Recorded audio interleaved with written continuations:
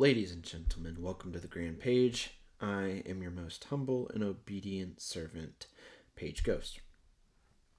Today, I wanted to talk about a comic that I've really been looking forward to reading and just hadn't had a chance because I don't get individual copies. I prefer the graphic novel format. And so I was waiting for several of these issues to come out and then for it to finally be published. And that is Absolute Batman. I don't think I've talked about it before, so I do want to talk about my background with the original character coming into this new comic book line, and then of course my thoughts on the overall story.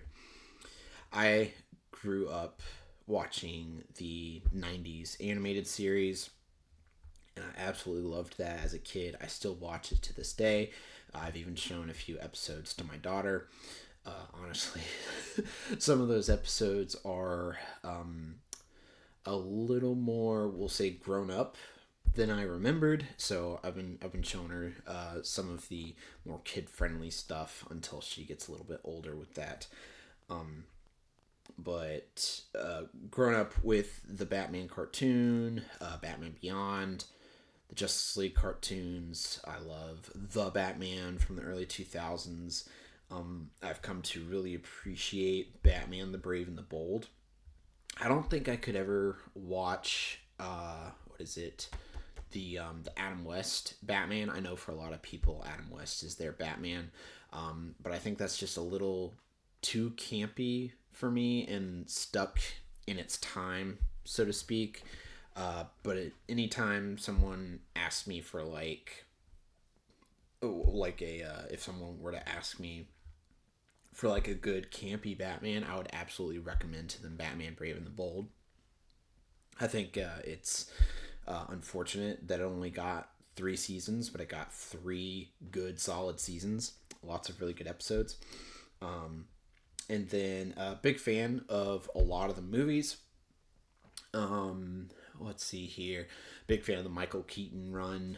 Both movies there. Michelle Pfeiffer will always be my preferred Catwoman. Anne Hathaway was fine. Just a little too realistic. Like her goggles are her ears. It was a little too realistic for me. But she did fine. I prefer Michelle Pfeiffer. I think she was just a better Catwoman, more interesting character, that sort of thing. So yeah, the Michael Keaton run. What else? Oh, the Batman serials. I also grew up watching those. They're a little rough to go back to, but they're I'd say they're at least worth a try. But if they're not your cup of tea, I get it. And then I'm one of those that actually likes Val Kilmer as Batman, but I think the rest of the Batman Forever film doesn't do a great job. So like Val Kilmer was a good Batman, and there's elements of his psychiatry that's interesting because of Nicole Kidman and her character diving into her being a psychiatrist and sort of diving into Bruce Wayne's psyche and all of that.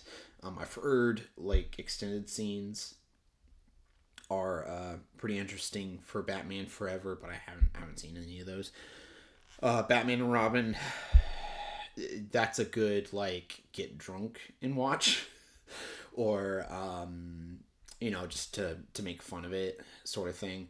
I feel like that's unfortunate because I also liked Chris O'Donnell as Robin. I thought Chris O'Donnell was fine as Robin in Batman Forever. He didn't really have a proper chance, I think, to really flesh out the character, much like Val Kilmer as Batman. Obviously, Christopher Nolan films are very well received. I liked them. Anyways, I think I'm kind of droning on and getting into more modern stuff at this point. But basically, we've had a lot of really good stuff with Batman. And so then, why even have an absolute Batman in the first place, right? There's some speculation. I don't know if it's necessarily been confirmed or not, but some comic book stuff that I follow would suggest that the absolute run of these characters, specifically of the Trinity, Batman, Superman, and Wonder Woman, in case any of you don't know, these guys are hitting public domain in about 10 years. That's going to be a big deal, because all of a sudden, anybody is going to be able to write Batman, Superman, Wonder Woman, a bunch of other characters after that, and more stuff is going to be unlocked as time goes on.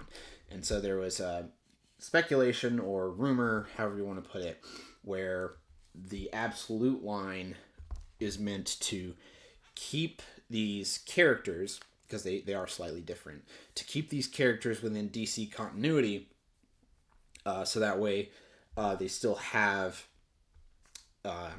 sort of something to work with in terms of the character, that is different enough, and yet it can still be very much pushed. Again, that's speculation. I don't know the exact details behind it, but face value, it does make sense to me, that reasoning behind it. But getting into the comic book proper, right? So this graphic novel collects issues 1 through 6. And basically that's the 5 parts of the Zoo arc with Black Mask, and then there's like one issue where like kind of explores Bruce's reasoning for choosing a bat, and explores a little bit more of Thomas Wayne's character and that sort of thing. For anyone who's not familiar with the Absolute Universe, the idea of the Absolute Universe is that it's a vastly different take on these characters, right? That they're still superheroes, but that their world is filled with struggle and strife, and that despite all this struggle and strife and the trials and tribulations that they go through, they're still heroes in essence. And so, for example, with Absolute Batman, he doesn't have his wealth, his father's company. He doesn't have any of that. He actually works a blue-collar job. He's a civil engineer. And funny enough, despite that idea of the struggle and strife, he actually didn't lose both parents. He just lost his father. His mom is still alive. That's created an interesting narrative through line that we'll probably talk about in this video. But yeah, none of the money, no butler, lost his father, and he basically has a blue-collar job. And so despite all of that, and because of losing his father, he becomes Batman in this. Overall thoughts on this, and I don't think this is going to be a surprise to anyone, Absolute Batman is absolutely fantastic. It was a great read. It was very interesting. I like this version of Batman. I don't know if I would necessarily say it's a good introduction to Batman, but I also understand that Batman's been around for almost 100 years now, and it's hard to say like what should be an introduction to people, because there are a lot of people, for a lot of people, Absolute Batman is going to be their Batman, right? We got into this point where these characters are so old now that people are saying that like Tobey Maguire is their Spider-Man, right? Or Andrew Garfield is their Spider-Man, or Henry Cavill is their Superman, right? We're at this point where these characters are so old that it's hard to... we're all kind of talking about different variants of characters, and that's their version of that character, right? I even mentioned that Adam West is some people's Batman, right? That Michael Keaton is some people's Batman. And so, though I don't necessarily recommend Absolute Batman as an introduction to the character of Batman, I understand that inevitably that is still the case. And that's not a bad thing either. It's just if you go from, say, Absolute Batman to the 90s cartoon, or if you go to even some of the older comics, that inevitably you're going to be seeing significant differences. Not necessarily a bad thing. It's just going to give us a lot more to talk about as readers, as an audience of this character. Getting into the story proper, I don't know if I'll talk about spoilers. More so, talk about just sort of what stands out to me from it. Um,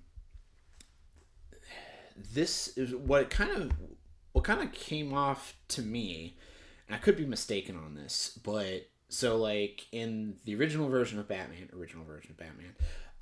sort of the Batman that we've come to know is he really operates at night, and then you see Bruce Wayne like here and there like dinner parties and stuff, but he's basically awake at night, right?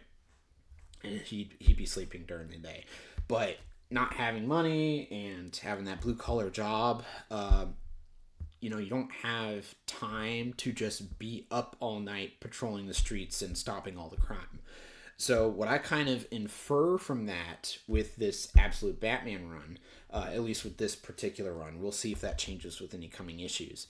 But I always got the sense that while I was reading this, he kind of had like one big job every night that he did as Batman, right? So like the first issue, he's like stopping this raid during like it's not like the election, but it's like a campaign event sort of thing. The Blast Mask, the animal party or whatever, is trying to go in and shoot up the place, and Batman goes to stop it, and that's like his job that night. While it doesn't make him this sort of, what's the word? If he's not stopping multiple crimes at night, it can make you wonder like what kind of difference he's making. That's interesting as a hero to make them kind of question that, and even to have the reader wonder the same thing. So I do actually kind of like that he does like his one big job for that night, and then he needs to go and sleep because he's waking up at like 5 or 6 the next morning to go to his blue collar job and build buildings, right? So I actually kind of like that about it. It's very interesting. He really has to allocate his time. If he's not fighting crime, he's doing an investigation that night, so like breaking in somewhere. And doing some research or breaking into some sort of computer or whatever. So that's really interesting. I like that. I really, really like the practicality of his suit. In more of the original tellings of Batman, really his utility belt does all the heavy lifting. If he needs something, he goes to his utility belt. Every once in a while, he'd have some sort of tool somewhere else, like in his gloves, to help him get out of a situation, or his emblem on his chest will be bulletproof. Right, very common things there. Sometimes his cape will be a glider, particularly like in the Batman games. But his suit has never been this practical as it is in Absolute Batman. So I'm sure everyone's already seen his emblem. I would suspect that it's probably bulletproof, but it's not just bulletproof. He can also take it off and make it an axe. A lot of people had a problem with that. Admittedly, I found it kind of weird too. But I was looking at some previews and some people talking about it, and I found a really good explanation that kind of makes sense. It's basically a fireman's axe. He uses it for very different purposes in the comic itself. We'll get into that a little bit here. But it doesn't just have to be for fighting. It can be used as a tool, like a fireman's axe. So that explanation kind of helped me out with it. His cowl has a couple of different effects. So like his ears double as batarangs, and so you get the long ears and the short ears of Batman, which is super cool. I like the spikes on his back. That's really cool. And then he still has his utility belt. and that's fine. But a lot of his other stuff is very practical. The fun one is I think the cape, because you see him like there are these like hooks on the end like bats have with their hands, and he'll throw like a tendril of his cape with a hook on it, and just like tossing these bad guys around, and it's super cool to see in the comic. That is really really fun, and also explains why he has to be so jacked. Is he's just tossing these bad guys like they're rag dolls on the ends of his hooks, and it's so cool. It's a lot of fun to read, whatever. So I really like the practicality of his suit.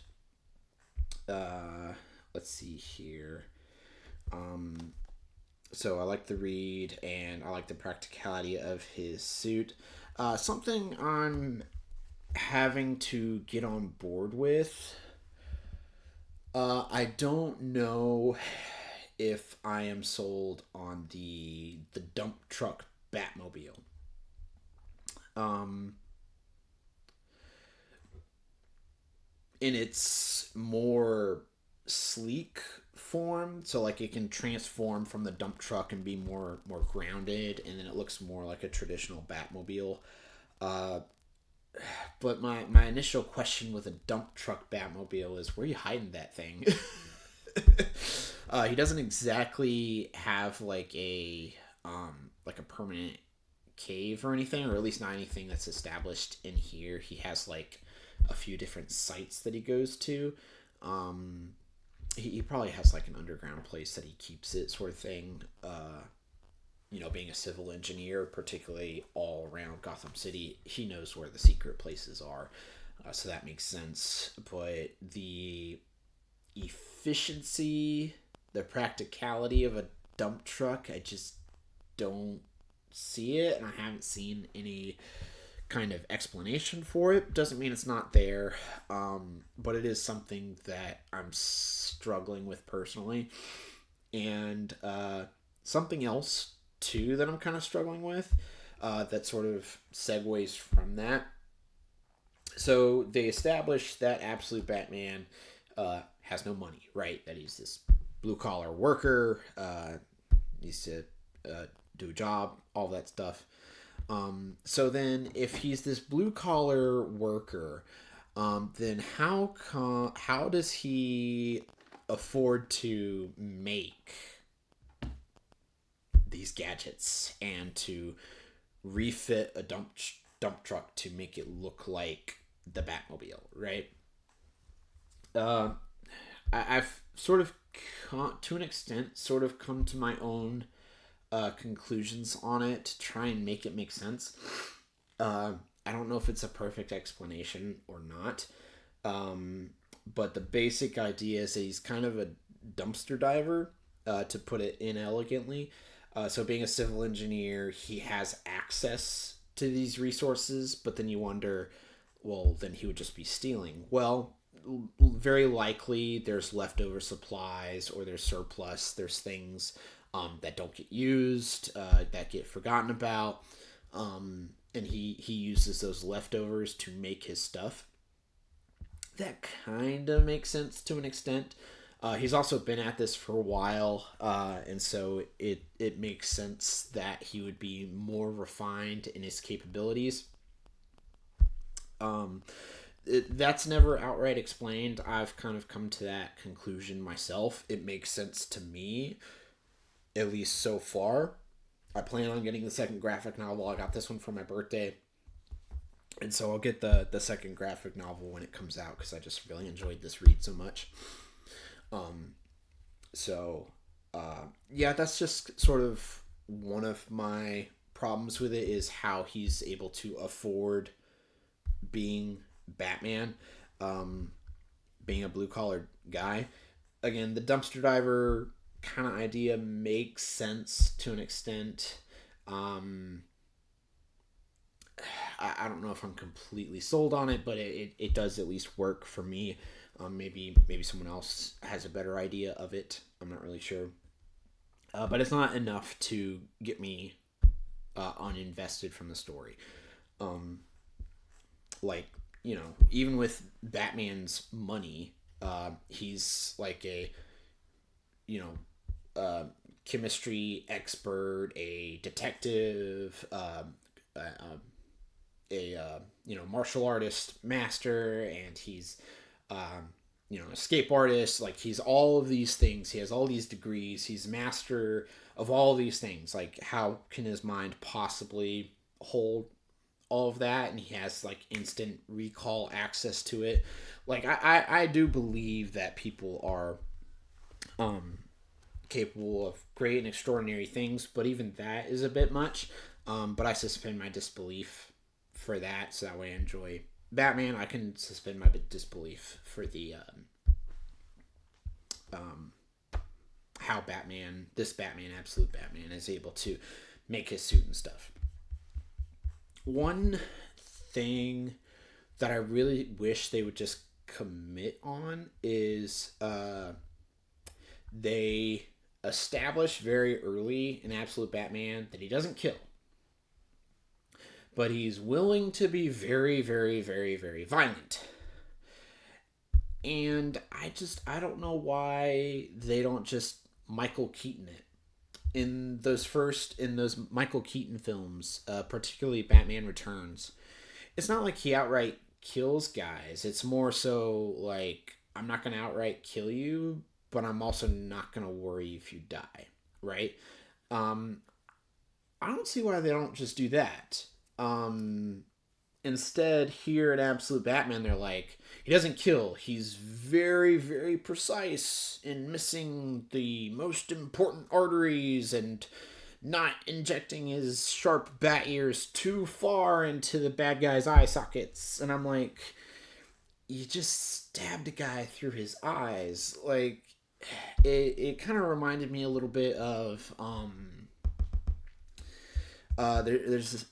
it's like Invincible, right? The show, where these characters come so close to death, specifically Rex Splode. I got my own problems with Invincible. I got some hot takes on that show. In general, it's good. But when an audience sees someone get shot in the head, I don't care that realistically, it's possible. People have survived shots in the head before. Yeah, but narratively, what does it say about someone getting shot in the head? Narratively, when someone gets shot in the head, the person dies. And they do that to subvert expectations, and because they don't want Rex Splode to die just yet. They're not willing to commit to that just yet. To be fair, they do it later. But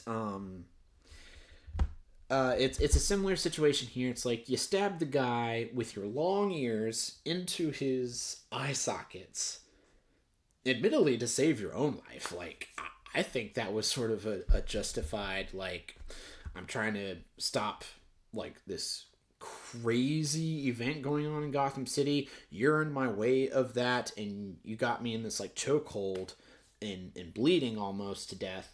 I'm going to stab you in the eye sockets if I can, so that way I can get out of this and save some people. I don't see necessarily anything wrong with sort of Michael Keatoning it and being like, hey, I'm not trying to kill you, but if you're in my way, I'm going to get you out of my way. I wish they would just kind of commit to that sort of mentality of it. Because then you can have all this hyper violence, and not have to say, but he didn't kill anyone. Because I feel like that sort of interrupts the flow of the story a little bit.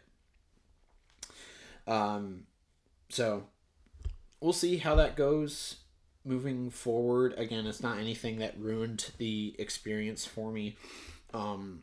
It's just something that I'm just narratively, I'm like, it's okay. We've had Batman kill before, and if you don't have him be this like raving madman of a killer, it'll be fine. So those are just some minor problems with the Absolute Batman run. Like I said, I plan on getting the second graphic novel. I'll definitely end up talking about that. This was a fantastic read. I definitely recommend it. again, I get the graphic novels because number one, I like having a more complete story. This has the entire Black Mask arc essentially, and it's also less to keep track of. I don't need those backboards and bags and whatnot. But yeah, those are my thoughts on Absolute Batman. Uh, I highly recommend it. And before Absolute Batman Volume 2, I actually have Absolute Wonder Woman and Absolute Superman as well, the first copies of those graphic novels, so I'll be reading those soon here too. So, final note, Absolute Batman, highly, highly recommend. As always, I am your most humble and obedient servant, Page Ghost.